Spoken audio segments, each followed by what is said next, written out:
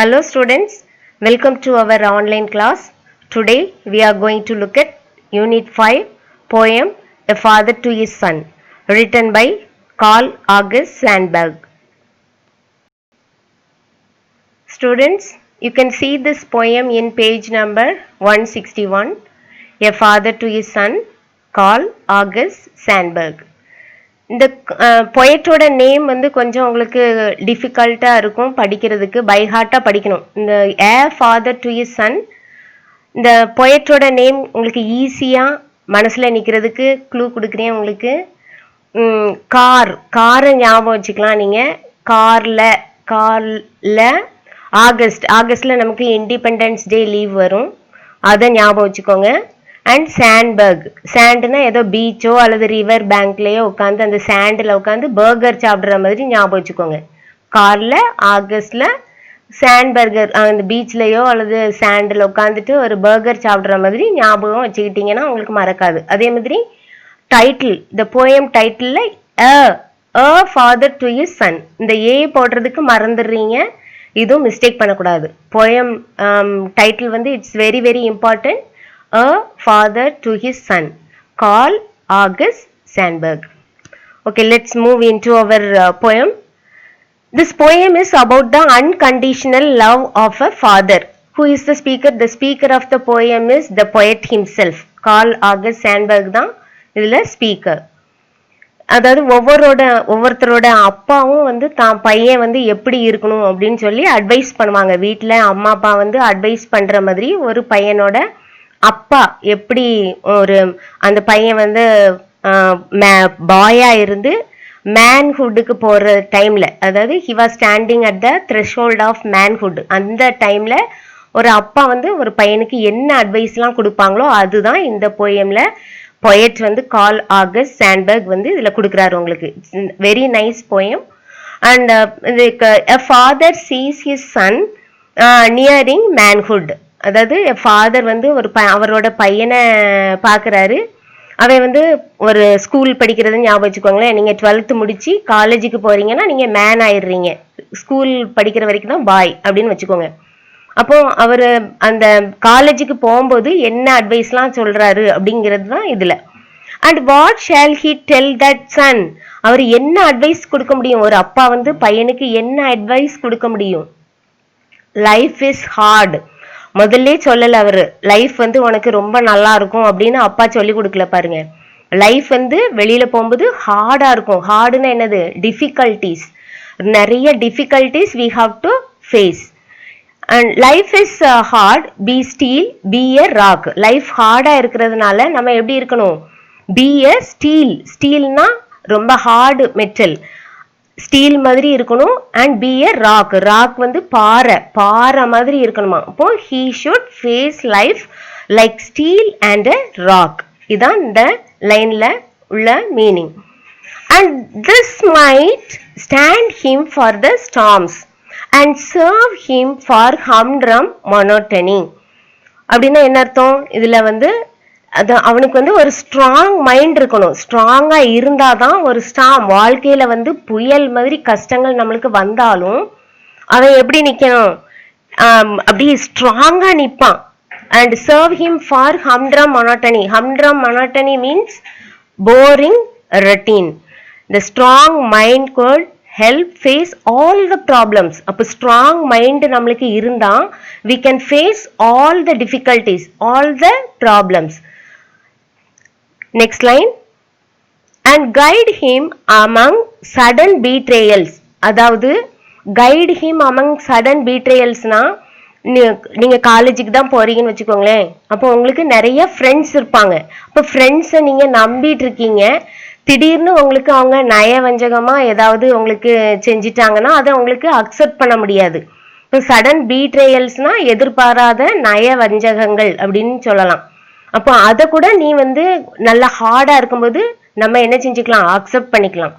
And Titan him for slack moments. அப்படின்னா தளர்ந்த நேரங்கள்ல நம்ம இறுக்கமா இருக்க உதவி செய்யும். எதுனா நம்மளுக்கு இந்த life is hard, be steel, be a rock, அந்த மோட்டிவேஷன்லயே இருந்தோம்னா நம்மளுக்கு சில நேரம் நம்ம அப்செட் ஆயிடுவோம். அந்த டைம்ல கூட நம்ம என்ன செஞ்சுக்கலாம், நல்லா போல்டா லைஃபை ஃபேஸ் பண்ணிடலாம். Life is a soft loam. Soft loam means fertile soil. Fertile சாயில்னா நல்ல வளமான மண், அதான் ஃபர்டைல் சாயில். நம்ம லைஃப் எப்படி இருக்குது, ஃபர்டைல் சாயில் மாதிரி இருக்குது, நல்லா சாஃப்டா இருக்குது. Be gentle, go easy. எல்லாத்தையுமே நம்ம ஜென்டிலா எடுத்துக்கிடணும். எதையுமே வந்து ஐயோ இது ரொம்ப ஹார்டா இருக்கு, இதை நம்ம ஃபேஸ் பண்ண முடியுமா அப்படிலாம் நம்ம நினைச்சிட்டு இருக்க கூடாது. அப்படி லைஃப்ல கோ ஈஸி, போயிட்டே இருக்கணும். And this too might serve him. Brutus have been gentled where lashes failed. Brutusனா violent person. இது நீங்க ப்ரூட்டஸ் அப்படின்னு வாசிக்க கூடாது. இது வந்து ஆக்சுவலியா ப்ரூட்ஸ். ப்ரூட்ஸ்னா வயலண்ட் பர்சன். இப்போ ப்ரூட்டஸ்னா வயலண்ட் பர்சன். வயலண்ட் பர்சன் யாரு, ரொம்ப வயலண்டா இருக்கிறவங்க தான், ரொம்ப சண்டை போடுறவங்க, இவங்க தான் violent person. Have been gentled where lashes failed. ரொம்ப வயலண்ட் பர்சனை கூட நம்ம என்ன செஞ்சிடலாம், அதாவது வயலண்ட் பர்சனை கசையடி கொடுத்து தான் சரி பண்ணணுங்கிறதுலாம் இல்லை. நம்ம ஜென்டிலா அவங்கள என்ன பண்ணிடலாம், மென்மையான வேர்ட்ஸ் வச்சே அவங்கள சரி பண்ணிடலாம். அதனால எப்பவுமே நம்ம சண்டை தான் போடணும் மற்றவங்க கிட்ட, யாராவது எது செய்துட்டாலும் அப்படிலாம் இல்லை. நம்ம ஜென்டிலா அமைதியா இருந்தாலே எல்லாமே it will be all right. The growth of a frail flower in a path up has sometimes shattered and split a rock. நீங்க சில நேரம்லாம் பார்த்துருப்பீங்க, சில காம்பவுண்ட் வால்லாம் பார்த்துருப்பீங்க, குட்டி குட்டி செடியெல்லாம் கூட முளைச்சிருக்கும். அது பெருசா மரமா கூட முளைச்சி அது என்ன செஞ்சிரும், கிராக்கே பண்ணிரும் அந்த வாலை. அதே மாதிரி தான் நம்ம ஒரு பேத்துல பார்த்தீங்கன்னா ஒரு சின்ன ஃப்ளவரா தான் இருக்கும், அது ஒரு ராக்கையே என்ன செஞ்சிரும், பிளந்துரும். has sometimes shatteredனா அப்படி and split the rock. ராக்கை கூட உடைச்சிரும். சின்ன ஃப்ளவர் செடியா தானே இருக்கு அப்படின்னு நம்ம நினைக்க கூடாது. ஒரு எறும்பு போனா கூட பார்த்துருக்கீங்கன்னா அந்த இடமே அப்படி தேஞ்சு போய் இருக்கும். அதனால இது சின்ன ஃப்ளவர், வீக் ஃப்ளவர் அப்படின்னு நினைக்க கூடாது. இப்போ நம்ம லைஃப்லயும் என்னது, a tough will counts அப்படின்னா a deep desire and a strong will power leads to success in life. அதாவது சின்ன ஃப்ளவர் வந்து ஒரு பெரிய ராக்கையே ஸ்பிளிட் பண்ணிச்சுன்னா நம்மளுக்கும் அதே மாதிரிலாம் லைஃப்ல ஒரு சின்ன டிசையர் அல்லது ஸ்ட்ராங் வில் இருந்துச்சுன்னா நம்ம எந்த சக்சஸையும் அச்சீவ் பண்ணிடலாம். So does desire and will power both are very very important for us. So does a rich soft wanting, without rich wanting nothing arrives. அதாவது மென்மை, தளராத, உண்மையான, உறுதியான மனம், வெற்றி கொள்ளும் ஆசை இருந்தால் நம்ம வெற்றி அடைஞ்சிடலாம். வெற்றி நம்ம பெறணும் அப்படிங்கிற ஆசை இருக்கணும். அதாவது அந்த கோலை அச்சீவ் பண்ணணும், ஒரு கோல் செட்டிங் இருந்ததுன்னா அதை அச்சீவ் பண்ணணும் அப்படிங்கிற திங்கிங் நமக்கு இருக்கணும். இருந்தாதான் நம்மளுக்கு இதெல்லாம் அதாவது வில் பவர் அண்ட் டிசையர் இருந்தா நம்ம எதையுமே வெற்றி கொள்ளலாம். அப்படி இல்லை அப்படின்னா நம்மளுக்கு நத்திங் அரைவ்ஸ், நம்ம லைஃப்ல ஒண்ணுமே கிடைக்காது. Tell him too much money has killed men. Too much moneyனா அதாவது மணி நமக்கு லைஃப் லீட் பண்றதுக்கு கண்டிப்பா we need money. அதுக்காண்டி greedy for money இருக்கக்கூடாது அப்படின்னு அட்வைஸ் பண்றாரு. Tell him too much money has killed men and left them dead years before burial. அதாவது ரொம்ப மணியாசை இருந்துச்சுன்னா நம்ம சாகிறதுக்கு பல வருடங்களுக்கு முன்னாலவே என்ன செஞ்சிடும், அவனை கொன்றுமா அந்த ஆசை. The quest for lucre beyond a few easy needs. இது quest for lucreனா money gained in a dishonorable way. அதாவது ஆனரபிள் வேல சம்பாதிக்காத பணம், அவங்க யாரா இருந்தாலும் சரிதான் அவங்கள கொன்றும். And has twisted good enough men. அதாவது நம்மளுக்கு வந்து ஒரு சின்ன சின்ன தேவைகளுக்கு நம்மளுக்கு என்ன பணம் வேணுமோ அந்த ஆசை இருக்க வேண்டிதான். ஆனா அதிக பண ஆசை என்ன செஞ்சிரும்னா நம்மளை என்ன செஞ்சிரும், ஒரு நடைப்பிணமா தான் ஆக்கிறோம். நம்மள நல்ல மனிதர்களையும் என்ன செஞ்சிரும்னா இங்க பாருங்க, சம்டைம்ஸ் சில நேரங்கள்ல into dry thwarted means frustrated wormsனா புழு, நல்ல மனிதர்களையும் என்ன செஞ்சிருமானா ஒரு புழு மாதிரி ஆக்கிரும் அப்படின்னு சொல்றாரு. The quest for easy money turned good men into frustrated worms. நல்ல மனுஷங்களா இருப்பாங்க, அவங்களுக்கு பண ஆசை வந்துட்டுனா எப்படி ஆயிருவாங்களாம், அவங்க புழு மாதிரி. அதாவது புழு வந்து ஒன்று அரிச்சே சாப்பிட்ரும். அதே மாதிரி தான் நம்ம லைஃப்ல வந்து ரொம்ப ஆசை, greedy for money, அந்த கிரீடினஸ் இருக்கக்கூடாது அப்படின்னு சொல்லி அழகா அந்த ஃபாதர் சனுக்கு அட்வைஸ் கொடுத்துருக்காரு. Next paragraph, page number 162. Tell him time as a stuff can be wasted. அதாவது டைம் வந்து வேஸ்ட் பண்ணலாம் எப்படின்னா, அதாவது நம்ம லெஷர் டைம், ஃப்ரீயாக கொஞ்ச நேரம் ரெஸ்ட் எடுக்கிறது, லெஷராக இருந்துக்கலாம், கொஞ்ச நேரம் நம்ம டைம் அப்படியே ரிலாக்ஸ் ஆகலாம் அப்படிங்கிற டைம் வந்து எடுத்துக்கலாம், அது வீணான நேரம் இல்லை அப்படின்னு சொல்றாரு அப்பா. Tell him to be fool, tell him to be a fool ever so often. அதாவது உன்னைய யாராவது ஃபூல் முட்டாள் அப்படின்னு சொன்னாலும் அதுக்கு என்ன செய்யக்கூடாது, வெக்கப்படக்கூடாது. and to have no shame over having been a fool. அதாவது நம்ம ஃபூல் அப்படின்னு யாராவது, ஃபூல்னு நம்மளை யார் சொல்வா, நம்ம ஏதோ தப்பு பண்ணியிருக்கோம் அதனால முட்டாள்னு சொல்லுவாங்க. அப்போ அந்த அந்த தப்பு பண்ணியிருக்கிறத நம்ம என்ன செஞ்சுக்கிடணும், திருத்திக்கிடணும். அதுக்காண்டி நம்ம வெக்கப்படக்கூடாது. Yet learning something out of every folly. Folly means mistake. ஒவ்வொரு mistake, we are learning from our mistakes. அதனால மிஸ்டேக் செஞ்சோம்னா அதுல இருந்து என்ன செஞ்சுக்கணும், பாடம் கற்றுக்கொண்டுட்டே இருக்கணும். நம்ம ஒவ்வொரு சரி இன்னைக்கு இந்த மிஸ்டேக் பண்ணியிருக்கோமா, இதே நம்ம ரிப்பீட்டடா இன் ஃபியூச்சர்ல செய்யக்கூடாது. Hoping to repeat none of the cheap follies. அதாவது don't repeat the mistake again and again. ஒரு தப்பு செஞ்சிருக்கோம்னா அதே இதை ரிப்பீட்டடா செய்யக்கூடாது அப்படின்னு சொல்றாரு. Next paragraph, thus arriving at intimate understanding of a world numbering many fools. அதாவது நம்மளை சுத்தி, அதாவது இன்டிமேட் மீன்ஸ் ஃபெமிலியர், அதாவது தன்னை சுத்தி நிறைய முட்டாள்கள் இருக்கிறாங்க அப்படிங்கிறது தெரிஞ்சுக்கிறான். யாரு, அந்த பையன். அதாவது இங்க பாருங்க, thus arriving at intimate understanding of a world numbering many fools. நம்மளை சுத்தி நிறைய fools இருக்கதான் செய்வாங்க. Tell him to be alone. This is very very important advice of this father. அதாவது மற்றவங்க கிட்ட இருந்து தன்னை காத்து கொள்ளணும்னா அவன் என்ன செய்யணும், he should be all alone. அலோனா தான் இருக்கணும் அப்படின்னு சொல்றாரு. ஃப்ரெண்ட்ஸ் கூட சேர்ந்து இரு அப்படின்னு சொல்லல. Tell him to be alone often and get at himself, and above all tell himself no lies about himself, whatever the white lies and protective friends. அதாவது நம்ம ஒயிட் லைஸ்னா சுத்த பொய் அப்படின்னு சொல்லுவோம், அப்படிதானே. நம்மளை சில நேரம் காத்துக்கிடுறதுக்காண்டி மற்றவங்க கிட்ட இருந்து எஸ்கேப் ஆகுறதுக்கு சில நேரம் பொய் சொல்லுவோம், அதை கூட சொல்லக்கூடாது அப்படின்னு சொல்றாரு. The father advises his son not to tell lies even though it protects him. இதுதான் இதுல இருக்கிற meaning. He may use against other people. அதாவது மற்ற பீப்புளுக்கு மேல சொல்லலாம்.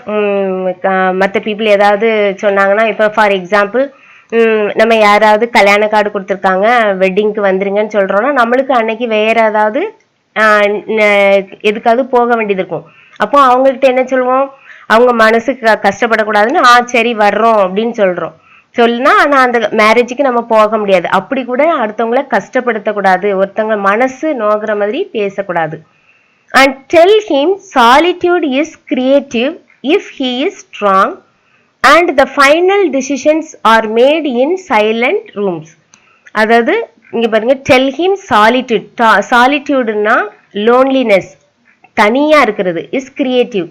நீங்க எப்ப தனியா இருக்கீங்களோ அப்பதான் என்ன செய்ய முடியும், நிறைய நம்ம கிரியேட்டிவ் ஒர்க் பண்ண முடியும். இப்ப நீங்க ஃப்ரெண்ட்ஸ் கூட இருக்கும்போது அரட்டை தான் அடிக்க தோணும். இப்போ நீங்க தனியா உங்க ரூம்ல உட்காந்துருக்கும் போது ஏதாவது நீங்க ரீட் பண்ணுவீங்க அல்லது ஏதாவது சுயமா திங்க் பண்ணுவீங்க. அதே மாதிரி தான் இந்த ஃபாதர் அவரோட பையனுக்கு என்ன சொல்றாரு, sit in a lonely place அப்படின்னு அட்வைஸ் கொடுக்குறாரு. Solitude is creative and if he is strong and the final decisions are made in silent rooms. அதாவது ஃபைனல் டிசிஷன்ஸ்னா இறுதியா நம்ம கடைசியா சில முடிவு எடுப்போம். அது எங்க எடுக்கும்னா அமைதியான ரூம்ல தான், அமைதியா ஒரு அறையில இருக்கும்போது தான் எடுக்கப்படுது அப்படின்னு சொல்றாரு. எந்த டிசிஷன் நல்ல ஒரு டிசிஷன் எடுக்கும்போது அது சைலண்ட் ரூம்ஸ்ல தான் எடுக்கப்படுது அப்படின்னு சொல்றாரு. அதனால அவனை தனியா உட்கார சொல்றாரு. Tell him to be different from other people. We should be different from other people. மற்றவங்கள பார்த்து காப்பி பண்ணக்கூடாது, அவங்கள மாதிரி நம்ம இருக்கணும் அப்படிங்கிறது இருக்கக்கூடாது. லைஃப்ல வந்து நம்ம வந்து எப்பவுமே தனித்துவமா இருக்கணும். மற்றவங்க செய்யறதே செஞ்சுக்கிட்டு இருந்தோம்னா அது what is the use of it அப்படின்னு சொல்லிட்டு அவங்க ஃபாதர் வந்து பையனுக்கு நீ டிஃப்ரெண்டா இரு, மற்றவங்கள விட நம்ம வந்து எப்படி இருக்கணும், வித்தியாசமா இருக்கணும் அப்படின்னு சொல்லி கொடுக்குறாரு. If it comes natural and easy being different. If it comes natural success is assured. அதாவது நம்ம ஒவ்வொரு சொல்லிக்கிட்டே இருக்கக்கூடாது. நீ தனியாயிருன்னு சொல்றதுல விட அந்த திங்கிங் வந்து அவனுக்கா வரணும். அப்போ அவனுக்கா அந்த திங்கிங் வந்துட்டுனா சக்சஸ் வந்து கண்டிப்பா வந்துடும். சக்சஸ் இஸ் அஷர்ட், அதாவது வெற்றி உறுதி அப்படின்னு அப்பா சொல்றாரு. Let him have lazy days seeking his deeper motive. Let him seek deep for where he is born natural. அதாவது லேசி டேஸ்னா சிட் அண்ட் ரிலாக்ஸ். நம்ம எப்போ பார்த்தாலும் ஒர்க் பண்ணிகிட்டே இருக்க முடியாது, அப்படிதானே? நம்மளுக்கும் ரிலாக்ஸ் பண்ணுறதுக்காண்டி கொஞ்சம் டைம் வேண்டியதாக இருக்குது. அப்போ let him take time to think and decide formally. அப்போ நீங்கள் ஒரு இடத்துல தனியாக இருக்கும்போது அப்போ உங்கள் ஓன் டைமை எடுக்கும்போது திங்க் பண்ணுறதுக்கு உங்களுக்கு டைம் கிடைக்குது. அப்போ டிசிஷன் வந்து ஃபார்மாக எடுக்கலாம். கரெக்டாக நம்ம இது நம்ம எடுத்துருக்கிற முடிவு சரியான முடிவு அப்படிங்கிறத வந்து நம்ம எடுத்துக்கலாம். எப்போ நீங்கள் வந்து ரிலாக்ஸாக இருக்கும்போது. Let him seek deep for where he is born natural. அவன் வந்து பிறக்கும்போது எப்படி இருந்தானோ அதே இயற்கை உணர்வோடு இருக்க விடுவோம் அப்படின்னு சொல்றாரு. Then he may understand Shakespeare and Wright brothers, Pasteur, Pavlov, Michael Faraday and free imaginations bringing changes into a world resenting change. அதாவது நீங்க தனியா உட்கார்ந்துருக்கும் போது சும்மா உட்கார்ந்துருக்க மாட்டீங்க. யாராவது ஒருத்தரோட புக்ஸ் வாசிப்பீங்க, ஏதோ ஒன்று புக் படிப்பீங்க, சயின்ஸ் புக் படிக்கலாம். இப்போ இந்த மாதிரி நீங்க சும்மா இருக்கும்போது படிக்கும்போது நீ பாருங்க, ஹி மே அண்டர்ஸ்டாண்ட், அவனுக்கு புரியும். அவன் தனியா இருக்கும்போது ஹி வில் அண்டர்ஸ்டாண்ட் ஷேக்ஸ்பியர். அப்படின்னா ஷேக்ஸ்பியர் யாருன்னா he was a very great playwright and the Wright brothers தான் பயனியர் ஆஃப் ஏவியேஷன்னா விமான போக்குவரத்துக்கு வந்து இவங்க தான் வழிவகுத்தாங்க, ரைட் பிரதர்ஸ். அண்ட் பாஸ்டர் வந்து வேக்சின் ஃபார் ரேபிஸ் கண்டுபிடிச்சிருக்காரு. அண்ட் பாவ்லோவ் ரஷ்யன் பிசியாலஜிஸ்ட்னா உடற்கூறாளர் அப்படின்னு சொல்றாங்க. And Michael Faraday and invented electric motor. இவங்க எல்லாருமே வந்து இதே மாதிரி ஆகலாம். இவனும் தனியா உட்கார்ந்துருந்து இவங்க எல்லாருமே தனித்தனியா உட்கார்ந்து சக்சஸ் ஆனவங்க. ஷேக்ஸ்பியர் பார்த்தீங்கன்னா அவரு நிறைய ரைட்டர், அதுல அவர் வந்து சாதிச்சிருக்காரு. இவங்க எல்லாருமே எதுலயோ ஒண்ணுல சாதிச்சிருக்காங்க, சாதனையாளர்கள். இவங்கள மாதிரி சாதிக்கணும்னா இவன் என்ன செய்யணும், தனியா இருக்கணும், ரிலாக்ஸா உட்காந்து ஒரு இடத்துல திங்க் பண்ணணும். அண்ட் ஃப்ரீ இமேஜினேஷன், அதாவது சுதந்திரமான கற்பனைகள் வந்து bringing changes into a world resenting change. சுதந்திரமான கற்பனைகளே மாற்றத்தை விரும்பாத உலகில் மாற்றங்களை கொண்டு வருகின்றன. அதாவது இந்த வேர்ல்டுல நிறைய பேருக்கு மாற்றம் பிடிக்காது, அதே மாதிரி இருக்கணும்னு நினைப்பாங்க. அந்த மாற்றத்தை விரும்பாத உலகத்துல மாற்றத்தை கொண்டு வரணும்னா என்ன செய்யணும், சுதந்திரமா நம்ம திங்க் பண்ணணும். ஃப்ரீ இமேஜினேஷன் வந்து நம்மளுக்கு இருக்கணும். He will be lonely enough. Again and again he is repeating loneliness is very very important. And இங்க வந்து லோன்லியா இருக்கு, அவன் தனியா இருப்பதுனால தான் அவன் என்ன செய்வான், சக்சஸ்ஃபுல்லா இருப்பான் அப்படின்னு சொல்றாரு. To have time for the work. அப்போ ஒர்க் பண்றதுக்கு எது ஒரு சிந்திக்கிறதுக்கோ வேலை செய்யறதுக்கோ தனியா இருக்கும்போது தான் அவனால எல்லாமே முடியும் அப்படின்னு சொல்றாரு. He knows as his own. அப்போ அவன் தனியா இருக்கும்போது சுயமா சிந்திக்கும் போது அவனுக்கு தெரிஞ்ச வேலைய அவனோட வழியில செய்யறவனா மாறுவான். அப்போ இதுல என்ன அவர் சொல்றாருன்னா, லைஃப் வந்து ஹார்டா இருக்கும். அப்ப நம்ம என்ன செய்யணும், ஸ்டீல் மாதிரி இருக்கணும், ராக் மாதிரி இருக்கணும். அப்பதான் நம்ம புயலான வாழ்க்கையில நல்லா ஸ்டாண்ட் ஃபாஸ்டா நின்று வின் பண்ண முடியும். அப்புறம் நிறைய எதிர்பாராத விதத்துல நம்மளுக்கு நிறைய நய வஞ்சகங்கள்லாம் நடக்கும். அப்பவும் நம்ம நல்ல இறுக்கமா இருந்து லைஃபை நல்லா அழகா ஃபேஸ் பண்ண முடியும். அதுக்கு பிறகு பார்த்தீங்கன்னா, நம்ம ஜென்டிலா பிஹேவ் பண்ணணும். ரொம்ப ரொம்ப ஹார்டாலாம் இருக்கக்கூடாது. ஜென்டிலா இருக்கும்போது மற்றவங்க ரொம்ப அடாவடித்தனமா இருக்கிறவங்க கிட்ட நம்ம அமைதியா போயிட்டோம்னா எவ்வளோ பெரிய சண்டை இதுல இருந்து நம்ம தப்பிச்சுக்கலாம். அடுத்து பார்த்தீங்கன்னா, அமைதியான ஒரு ரூம்ல உட்கார சொல்றாரு. அதாவது லோன்லியா ரிலாக்ஸா ரெஸ்ட் எடுக்கிற மாதிரி ஒரு தனியா ஒரு ரூம்ல உட்காந்து சிந்திக்கும் போது ஷேக்ஸ்பியர் மாதிரி, ரைட் பிரதர்ஸ் மாதிரி சாதனையாளர்களா மாற முடியும். அதே மாதிரி கிரீடினஸ் இருக்கக்கூடாது. மணிக்கு வந்து கிரீடியா இருக்கக்கூடாது. Money is the root cause of every thing. அதனால மணின்னு சொல்லிட்டு ரொம்ப ஆசைப்படக்கூடாது. லைஃப்ல நம்ம லீட் பண்றதுக்கு மணி தேவைதான், ஆனா கிரீடினஸ் இருக்கக்கூடாது.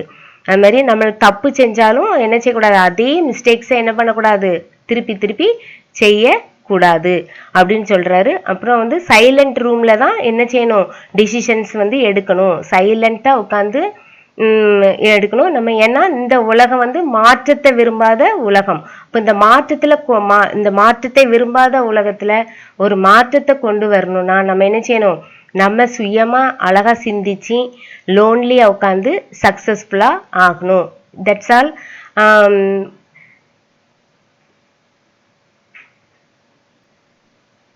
That's all about the poem. Let's look at figure of speech of this poem. A father to his son. இல்லை பென் எடுத்துக்கோங்க அல்லது பென்சில் எடுத்துக்கோங்க. எடுத்துட்டு ஃபிகர் ஆஃப் ஸ்பீச் வந்து மார்க் பண்ணிக்கோங்க. இதில் life is hard, be steel, be a rock. இது வந்து life is like steel, life is like a steel, like a rock. இதில் லைக்கும் ஆஸும் மறைஞ்சி வர்றதுனால மெட்டாஃபர் எழுதிக்கோங்க. மெட்டாஃபர்னா உங்களுக்கு லைக்கோ ஆஸோ அந்த லைன்ல இருக்காது, அது மறைஞ்சு வர்றதுனால தான் metaphor. And this might stand him for the storms. இதுலேயும் இந்த லைனும் உங்களுக்கு மெட்டாஃபர். நெக்ஸ்ட் பாருங்க, நெக்ஸ்ட் பேராகிராஃப் போங்க. இதில் life is a soft loam, be gentle, go easy. Life is like a soft loam. Like இல்லை இது மறைஞ்சி வருது. Life is like a soft loam. இது மெட்டாஃபர் ஆர் இமேஜரி கூட சொல்லலாம். Next line, and this too might serve him. இது வந்து imagery. உங்களுக்கு நிறைய போயம்ல எல்லா போயத்துலேயும் வந்து அதாவது படங்களாக ஓடுற மாதிரி இருக்கும், இமேஜரி. அடுத்து இதில் வந்து உங்களுக்கு ஆன்டிதசிஸ், சரியா, ப்ரூட்ஸ். இந்த ப்ரூட்ஸ்ன்னு கொடுத்துருக்கு. அப்புறம் இங்கே வந்து ஜென்டில். ப்ரூட்ஸ்னா ஈவில் டூயர்ஸ். ஜென்டில் இதுக்கு ஆப்போசிட் மீனிங்காக வர்றதுனால இது வந்து ஆன்டிதசிஸ். ஆன்டிதசிஸ்னா நேர்மாறாக இருக்கும். ப்ரூட்ஸுக்கு ஆப்போசிட் வந்து ஜென்டில், அதனால ஜென்டில்மேன், சரியா. அப்போ இதில் ரெண்டு வேர்டு வந்து ஆப்போசிட்டாக வர்றதுனால இது வந்து ஆன்டிதசிஸ். இதெல்லாம் எழுதிக்கோங்க, புக்லேயே எழுதி வச்சுக்கோங்க, அப்போ படிக்கிறதுக்கு ஈஸியாக இருக்கும். The growth of a frail flower in a path up. இது வந்து மெட்டாஃபர். அதே லைனில் வந்து உங்களுக்கு அலிட்ரேஷன் இருக்குது. அலிட்ரேஷன் இந்த லைன்லையும் பார்த்தீங்கன்னா உங்களுக்கு அலிட்ரேஷன் இருக்குது. இதில் வந்து திஸ் டூ. இப்போ திஸ் டூ வந்து இப்படி நீங்கள் அந்த லைன்லேயே அண்டர்லைன் பண்ணி காட்டக்கூடாது. எக்ஸாமில் வந்து திஸ் டூ எழுதிட்டு அப்புறம் இந்த டீயை வந்து நீங்கள் அண்டர்லைன் பண்ணி காட்டணும். இப்படி எழுதுனாதான் உங்களுக்கு 1 மார்க். நெக்ஸ்ட் லைன் இங்கே பார்த்தீங்கன்னா அதே மாதிரி இதில் ஃப்ரெயில் ஃப்ளார். அப்போ ஃப்ரெயில் ஃப்ளார் எழுதணும்.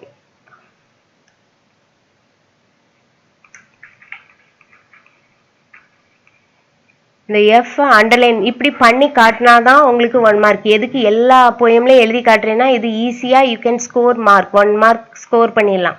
இதில் வந்து நீங்கள் சும்மா ஃப்ரெயில் ஃப்ளார்ஸ்னு அண்டர்லைன் இந்த இப்போ நான் இப்போ பண்ணி வச்சுருக்கேன் பாருங்கள். இது வந்து இப்படி பண்ணிங்கன்னா உங்களுக்கு ஹாஃப் மார்க் தான் கிடைக்கும். இப்போ இப்படி இங்கே தனியாக இதை செப்பரேட்டாக எழுதி இந்த எஃப்பை வந்து அண்டர்லைன் பண்ணி காட்டணும். இந்த கான்சனன்ட் லெட்டரை வந்து அண்டர்லைன் பண்ணி காட்டினீங்கன்னா தான் உங்களுக்கு 1 mark. A tough will counts, so does desire. இதுலேயும் உங்களுக்கு அலிட்ரேஷன் இருக்கு. சரியா? அலிட்ரேஷன் டஸ் டிசையரில் இந்த டியை அண்டர்லைன் பண்ணி காட்டணும். இந்த டி இதை தனியாக எழுதி அண்டர்லைன் பண்ணி காட்டியிருக்கணும். So does a rich soft wanting imagery.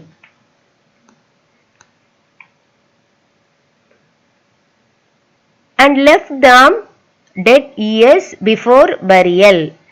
And left them dead years before burial. இது வந்து transferred epithet. dead years இருக்குதுல்ல, இதுக்கு வந்து அதாவது தான் விவரிக்க வந்த ஒரு பொருளை வந்து விவரிக்காம அதை வேறொன்றை வந்து குவாலிஃபை பண்ணுறது தான் உங்களுக்கு transferred epithet.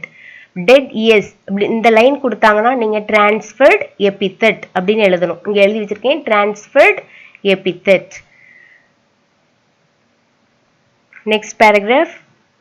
Tell him time as a stuff can be wasted. Imagery. Tell him to be a fool ever so often. Metaphor. அதாவது அவன் ஃபூலா கூட இருக்கலாம். சரியா? இருக்கலாம். அந்த லைக் வந்து you can be like a pool.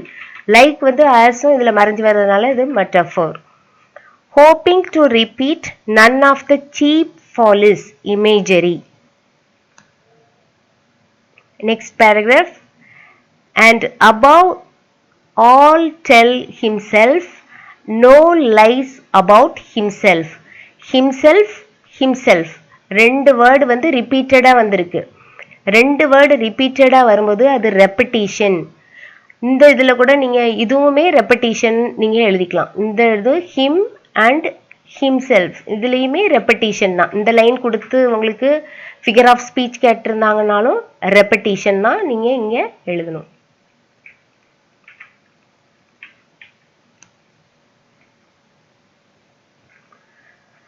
Tell him solitude is creative if he is strong and the final decisions are made in silent rooms. இந்த ரெண்டு லைனுமே இமேஜரி.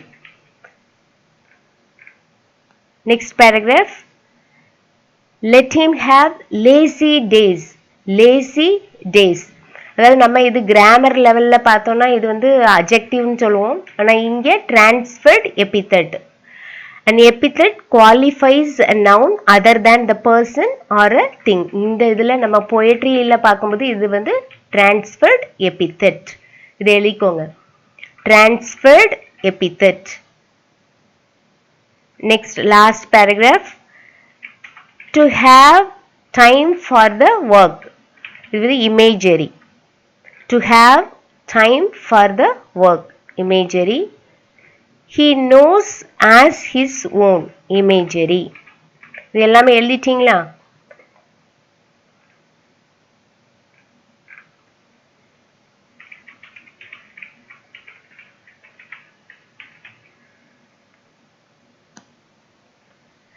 இந்த poem உங்களுக்கு நல்லா பிடிச்சிருக்குன்னு நினைக்கிறேன்.